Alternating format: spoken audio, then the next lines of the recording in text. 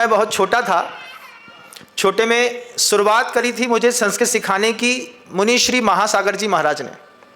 महासागर जी महाराज और हम लोगों ने उन्हें हमसे 8-10 महीने बाद व्रत लिया। मैं 8-10 महीने पहले आया तो मुझे दुकान चलाने की बहुत पड़ती थी और आचार्य श्री जी ने हम लोगों को कोर्स दे दिया था कि घर में जाओगे तो आलाप पद्धति, परीक्षा मुख और समय सार 3 चीज़ें 6 महीने में याद करके आ जाना है। तो मैं पढ़ता नहीं था, तो महासागर जी दुकान की चाबी उठा करके ऐसे दबा लेते थे। अब वो दबा लें तो दुनिया का कोई खोल नहीं सकता। तो मैं उनसे कहता था भैया चाबी दे दो, दुकान खोलना है, पैसे धंधे का टाइम है, ये तो कभी भी कर लेंगे। तो वो हमसे कहते थे आधा घंटा पहले और उठो, जल्दी मंदिर जाओ, जल्दी पूजा करो, लौट के आकर के आधा घंटे एक पाठ नहीं करोगे तो हम चाबी नहीं देंगे। मुझे दुकान 7:45 पे खोलनी होती थी, वो 8:15 बजे तक हमसे पाठ कराते थे।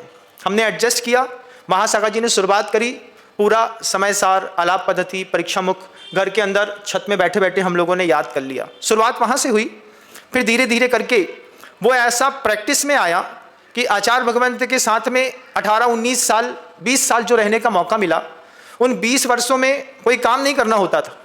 वहाँ पर गुरुदेव हमेशा कहते थे अच्छे से आहार कर लीजिए, अपना स्वाध्याय, अपना ध्यान, इसके अलावा मुझे आपसे कोई अपेक्षा नहीं है।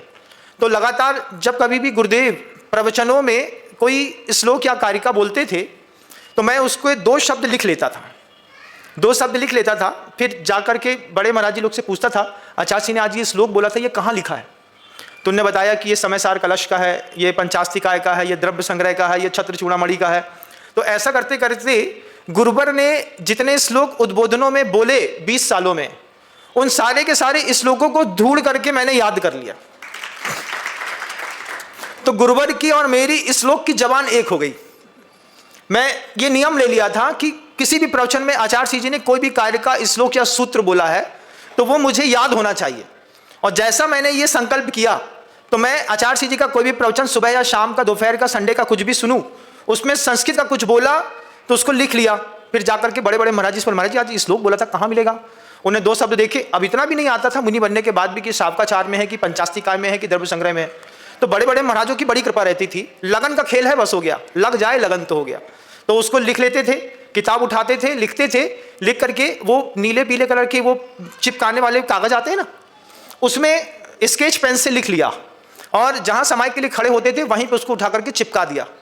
अब खड़े हो गए तो सामने वो श्लोक दिख रहा है, अब उसको 100 बार पढ़ोगे तो वो याद तो हो ही जाएगा। तो इस तरीके से प्रॉपर्टियाँ इकट्ठी होती चली गई। आज जब मौका पड़ता है तो एक आध कोई निकाल करके आपके सामने रख दे।